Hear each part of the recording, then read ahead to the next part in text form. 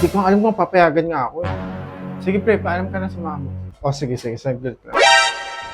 Ma, pwede ba kaming pumunta? Ay, hindi! Kaya ka naman ng kadla. Kayo mga bata kayo ha, maglinis ka nga doon sa may kusina. So po may nag-aaya sa akin, no? Hindi po tita, sinabi ko nga po sa kanya, wag na po siya sumami. Makulit. A few inches later.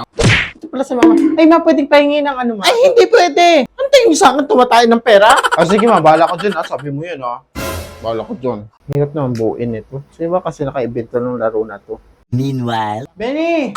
Kamutin mo. Ay, di pwede, ma. Ano, porkit ikaw nanay, utos ka lang ng utos? Baka pala mukha nitong bata na to, ah. Sarang ulo ka. Umuto mo mag-isa yan. Kanino ka natututo ng ganyan sagot-sagot, ha?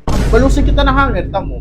2 hours later. Bona, bakit ba mainit? Eh, di ba manangin ako sa'yo kanina ng pera, pabayad ng kuryente? O, yan, naputulan ka na tuloy.